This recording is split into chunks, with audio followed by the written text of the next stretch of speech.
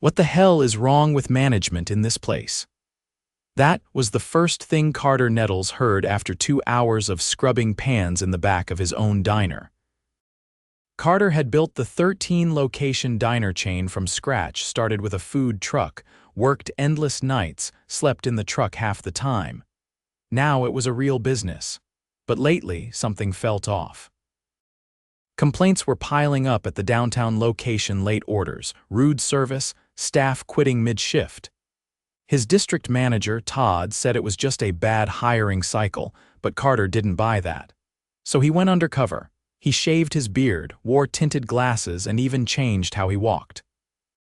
Claimed to be Rick, a new temp from the dishwashing agency. No one questioned it. None of the employees had ever met the CEO in person. It was a corporate setup, with most communication through upper management. By the end of his first shift, Carter's hands were raw and his shirt soaked. He stayed quiet, kept his head down, just listened. Then, while stacking trays near the back hallway, he overheard 2 servers talking by the soda station. "I swear to God, if Whitney pulls that you're lucky to have a job crap one more time, I'm walking," said a young woman with freckles and a name tag that read Maya. "Same," the other one muttered Sarah, if he caught it right. "She cut my hours after I asked about overtime. Said I was asking too many questions." Carter paused, hand frozen in the sink. Maya leaned against the wall. "And poor Will, he's been here 5 years, still makes less than the new hires." Sarah scoffed. "He trained me, that's messed up." Carter's stomach turned.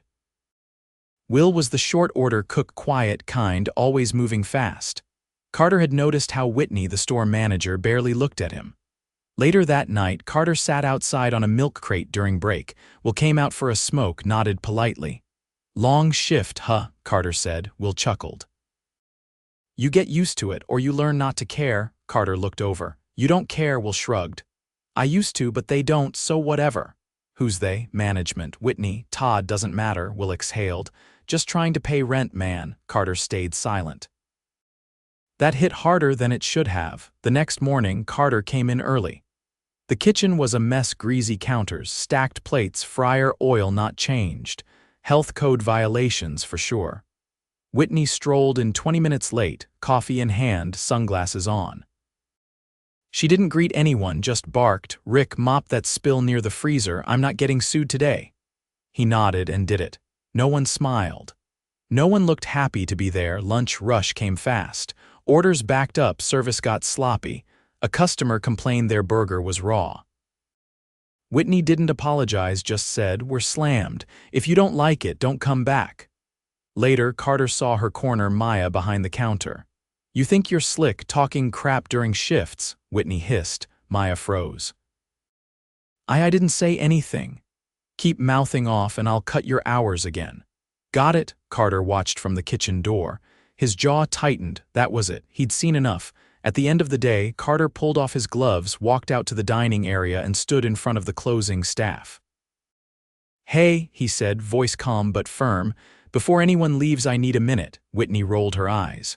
"Rick, we don't do announcements. Go clock out." Carter pulled off his glasses. "I'm not Rick." Everyone paused. "I'm Carter Nettles. I own this place." Silence. Will dropped his spatula. Sarah's eyes went wide. Whitney's mouth opened, but no words came. Carter looked around. "I came here because I didn't believe the reports. I thought maybe things were just rough, but what I saw, what I heard, it's worse than I imagined." He turned to Whitney. "You threatened staff, disrespected customers, and let this store fall apart." Whitney's voice cracked. "Wait, you're done here," Carter said. "Effective immediately." He turned to the room. "No one deserves to be treated the way I saw today. That changes now." Will looked stunned. Maya looked like she might cry. Carter exhaled. He wasn't done, not even close. But for the first time in months, he felt like he was doing the right thing. Carter stood behind the counter, still in his dish gloves, watching the staff exchange stunned looks. No one moved. The clatter of a cup settling on a saucer was the only sound in the room. Whitney broke the silence first. "You can't be serious." "I am," Carter said. "You can collect your things. I'll have someone from HR contact you by end of day." Whitney's eyes narrowed. Her voice sharpened. I've been running this place for over a year. You think you can just walk in here and I don't think, Carter cut in, voice steady. I saw, that's all I needed. She opened her mouth again, then shut it. She turned sharply and walked to the back, her heels scuffing against the tile. Carter turned to the others. Anyone who needs to leave early tonight, go. You'll still be paid for your full shift. If you want to talk privately, I'll be here. No one moved right away. Then Will stepped forward, wiping his hands on his apron. Look, he said, words cautious, we weren't trying to start a mutiny, we just didn't think anyone up top cared. I get it, Carter said, but that's over now. He stayed late that night, not just to talk but to observe. By the time the chairs were flipped onto the tables and the last of the receipts counted, 5 employees had taken him up on his offer to talk. He sat with Maya first. They took 2 stools near the window, out of earshot. I didn't mean to get anyone in trouble, she said, fiddling with the edge of her sleeve. You didn't, Carter said. You told the truth. She hesitated. It's been hard. Some of us pick up extra shifts just to keep the place running, but it felt like the more we did, the worse it got. And if you asked questions, you saw how that went, Carter nodded.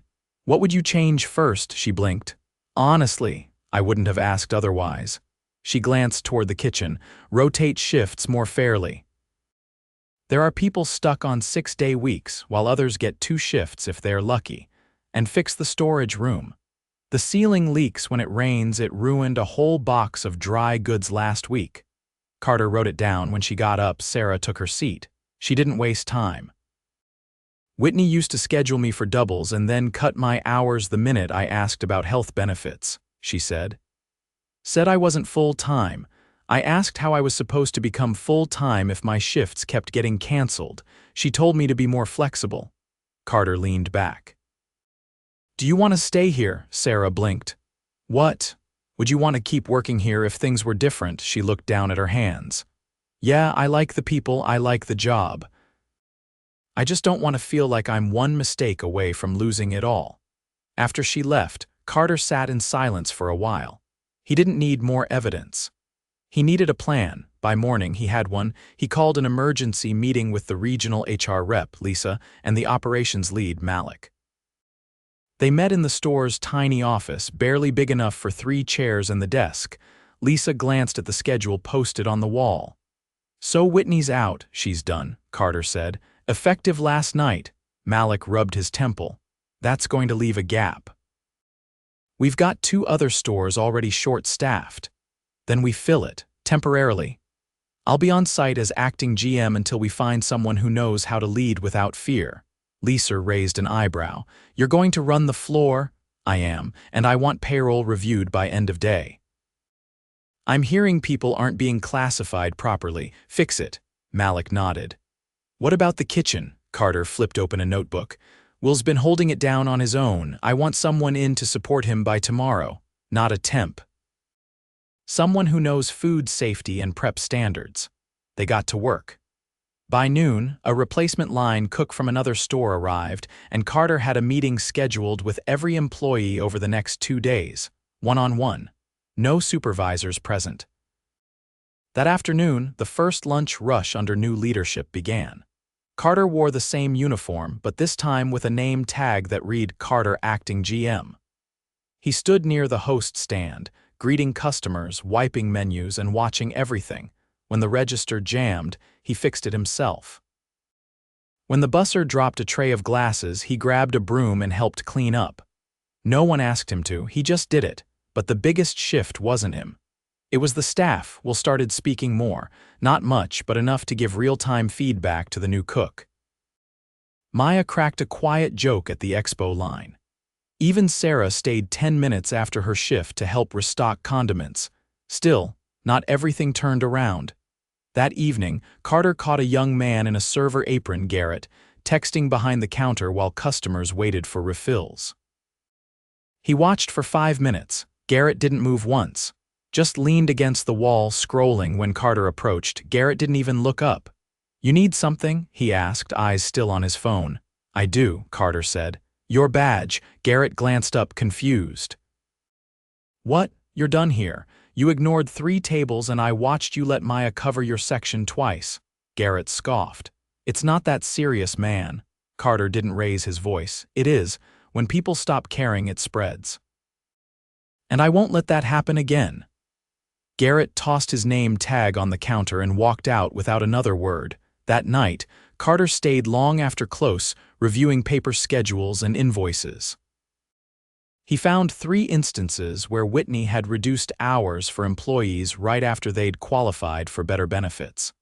HR confirmed the pattern. He documented everything. The next day, Lisa returned with formal notices for wrongful hour manipulation.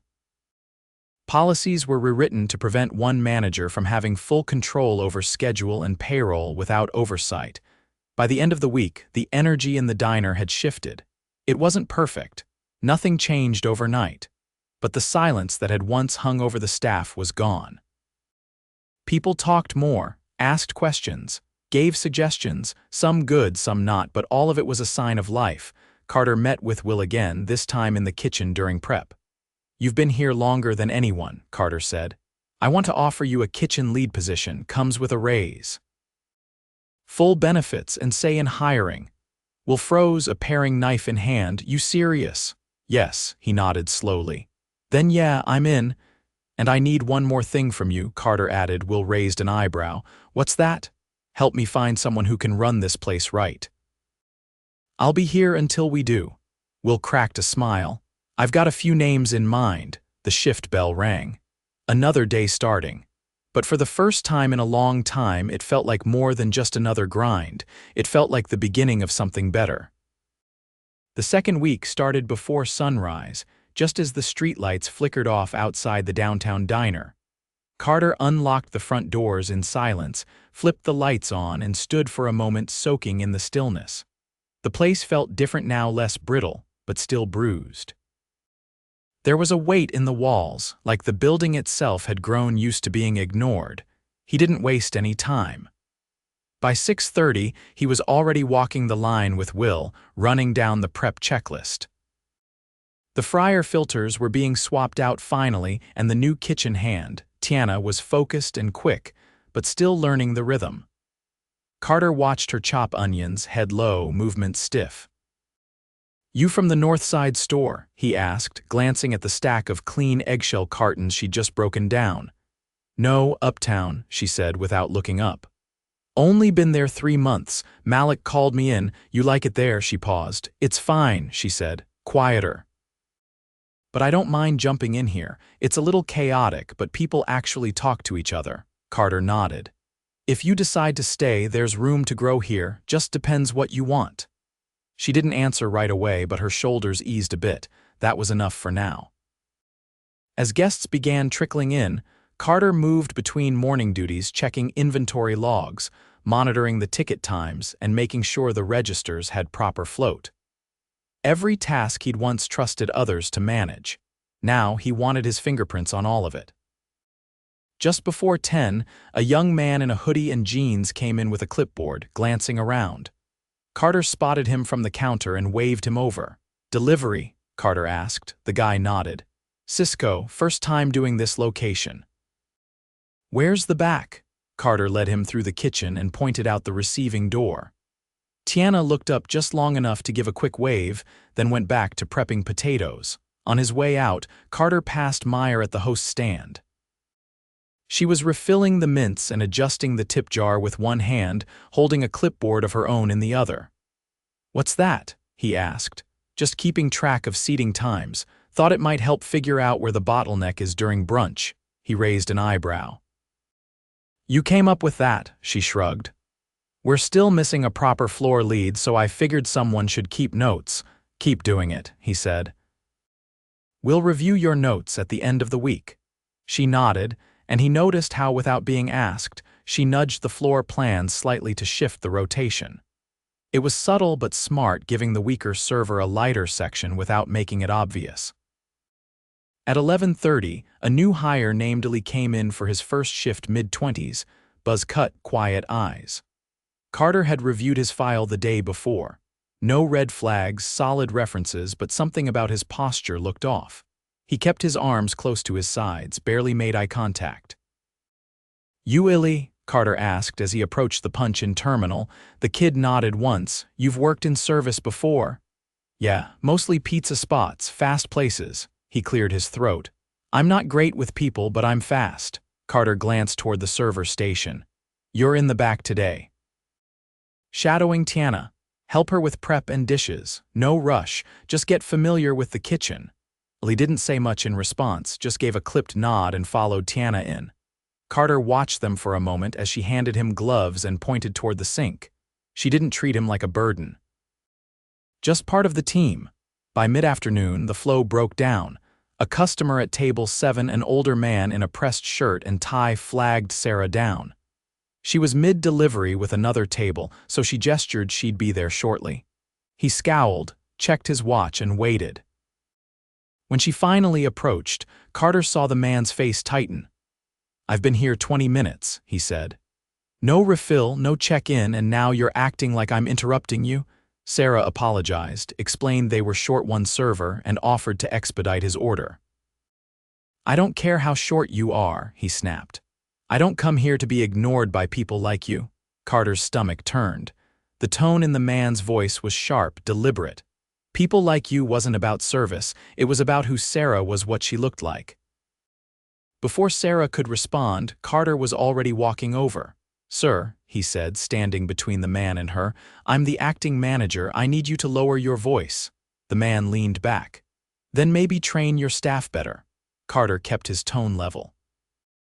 "Our staff is trained to show respect to all customers, but they're also trained not to tolerate personal attacks. You're done here." "Excuse me? I'll have your check comped, but you're not welcome back," he turned to Sarah. "You all right?" She nodded, but her jaw was tight. Carter looked back at the man. "You can go now." The man stood slowly, muttering something under his breath, and left without paying. Carter turned to a nearby busser and pointed toward the table. "Clear it. Sanitize everything. We don't let that energy stay in here." Later in the break room, Sarah sat on the bench with a bottle of water, arms folded. "I've dealt with worse," she said. "It's not new." Carter sat across from her. "That doesn't mean you should have to." She looked away. "It's just part of the job." "No," he said quietly. "It's not. Not anymore." That evening, Carter called a staff meeting, only the core team. No district managers, no HR, just the people who actually worked the floor. They gathered in the dining room after close, chairs pulled into a loose circle. "I know it's been a long week," Carter started, "and I know I've been watching everything closely. That's not going to stop, but tonight I want to hear from you. What's missing? What do you need that you're not getting?" Will spoke first. "We need someone to run the floor." "Maya's basically doing it now, but she's not being paid for it." Carter nodded. "Noted." Tiana added, "And if we're going to keep bringing in new hires, we need a proper kitchen manual, standard prep times, portions, safety protocols. Right now, it's all word of mouth." Maya leaned forward. "Also, the register system still logs some clock-ins wrong. I've been shorted 15 minutes twice this week." Carter turned toward Malik, who had joined late and was standing quietly in the doorway. "Get that fixed by tomorrow," Malik nodded. "Already flagged it to IT." Carter looked around. "Anything else?" Illy raised his hand hesitantly. I know I'm new, but it'd help if someone walked me through the menu. I don't really know what things are yet. I feel like I'm slowing everyone down." Carter nodded. "We'll schedule a proper walkthrough. You're not slowing anyone down. You're learning, that's different." He stood, hands in his pockets. "This place can be more than just a paycheck," he said. "But that only works if you're not constantly looking over your shoulder. I want to build something worth staying in. And I can't do that without you." As people stood to leave, Carter stopped Maya. "I want to bring you on officially as floor lead," he said. "New title, new pay, and access to the scheduling tool. You've already stepped up. Time to make it official." Maya blinked. "I didn't ask, you earned it," she nodded slowly. "All right." That night, Carter stayed after the last light was turned off, cleaning the glass on the front door with a rag and a bucket. The street outside was quiet. The diner still had work to do, too few staff, too many old habits, but for the first time there was movement. Real movement. And he knew now. The only way out of the mess was straight through it with his sleeves rolled up and both feet planted on the floor. Saturday morning came with a lingering fog outside the windows and a line of customers forming before the doors even opened. Carter unlocked them himself, greeted the regulars, and stepped aside as Maya began seating people with quiet efficiency. The diner was running, but barely. Carter could feel the strain in every corner staff moving faster than they should, conversations clipped, shoulders tight. They were holding things together, not thriving. He didn't expect miracles, but he expected progress. And today he needed to make some hard calls. By mid-morning, the dining room was full and the kitchen was stretched thin.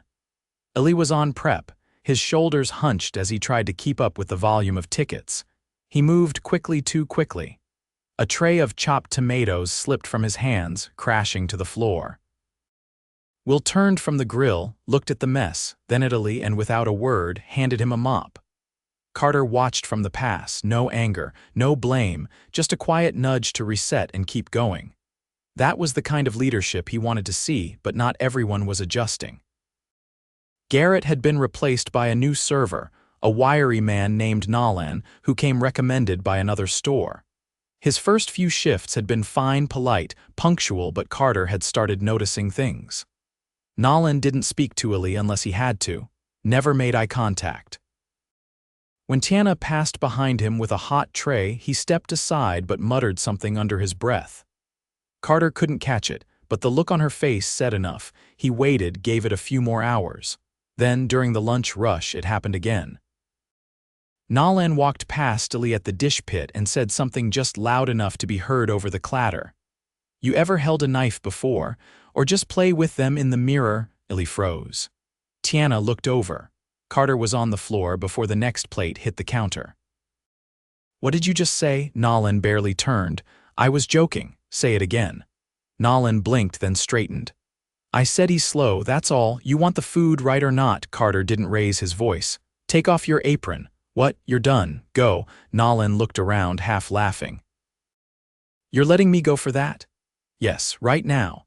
He hesitated, then threw his apron on the counter and walked out. No argument, no apology, just a door swinging shut behind him. Carter turned to Eli. "You all right?" Eli gave a short nod, eyes on the floor. "Take 5 in the back. Wash up. Come back when you're ready." Will stepped in to help cover prep without being asked. No words, just movement. That night, Carter sat in the office with Lisa on a video call, updating her on the incident. He explained what he heard, what he saw, and why he acted. "You made the right call," Lisa said. "You want a formal report filed?" "Already written," he said. "I don't want that kind of behavior explained away." After the call, he stayed in the office, reviewing numbers. Sales were steady, but labor costs were tight. Too tight. The team was working with barely enough coverage, and if one person called out, the whole shift fell apart. He needed more hands, but he couldn't just throw bodies at the floor. They needed people who would fit. The next morning, he called Maya and Will into the office before opening. "I need your help with hiring," he said. "You know this place better than I do right now. I want both of you reviewing applications with me." Will leaned back in his chair. "You sure? That's usually a manager thing. You're going to be managing people soon enough." "Might as well start here." Maya tapped her pen on the desk. "We're going to need time to train whoever we bring on." "I'll adjust schedules to make space," Carter said. "We won't rush it." They got to work. By the end of the week, they'd brought in 3 candidates for trial shifts. 2 didn't make it past the first day. The third, a woman in her 40s named Janice, had a calm presence and a sharp memory. She ran a section during lunch without missing a beat. By the end of her shift, even Sarah was impressed. "She moves like she's been here a year," she told Carter at the register, wiping down the counter. "She has experience?" "Yeah, and she doesn't talk down to anyone." Carter offered Janice a spot the next day. She accepted, and the weight on the floor lightened immediately. With things stabilizing, Carter finally turned to something he'd been putting off: addressing the damage left behind by Whitney's leadership. He reviewed old schedules, dug through write-ups, and found a pattern: disciplinary notes filed without cause, raises requested and ignored, Time-off requests denied without documentation. He called a meeting with HR and presented everything. Lisa looked through the files in silence. "This is going to take time to clean up. Start with reversals," Carter said. "Anyone who was penalized unfairly gets it wiped from their record. Anyone who missed a raise, fix it. Understood? And we need a new structure here. No more single manager control. I want a two-person leadership team in every location moving forward. One for floor, one for kitchen. No exceptions." Lisa nodded. "That'll double supervision costs. It'll also double accountability." The next day, Carter pulled Will aside during prep. "I want you to take the kitchen manager role permanently." Will blinked. "You serious? You've already been doing the job. Now I want you to have the title. Full authority over your team. You'll work with the floor lead to run this store." Will nodded slowly. "I appreciate that. You earned it." He found Maya later at the host stand. "You're ready," he said. "Full leadership role, floor manager, your say matters now." She looked at him for a long time. "You sure I'm not just the least worst option?" "I'm sure you're the best one." She didn't smile, but she stood a little straighter. Together, they built a new schedule. 4 days on, 3 off rotating weekends. Cross-training days for servers who wanted to learn kitchen work. Prep lessons for runners who wanted to move up. Carter took a step back from day-to-day tasks. Not because he was done, but because the team didn't need him on the line anymore. They needed him to remove obstacles, not carry plates. On a quiet Thursday morning, Carter sat at the counter with a coffee, watching the team open without him giving a single direction. Tiana prepped without being reminded. Illy, now more confident, checked the walk-in inventory and flagged a missing delivery before it became a problem. Janice moved through her section with calm precision. Sarah laughed at something Maya said near the register. It wasn't loud, but it was real. Malik slid into the seat next to him. "You going back to corporate next week?" "Yeah," Carter said. "They've got a district meeting I need to sit in on."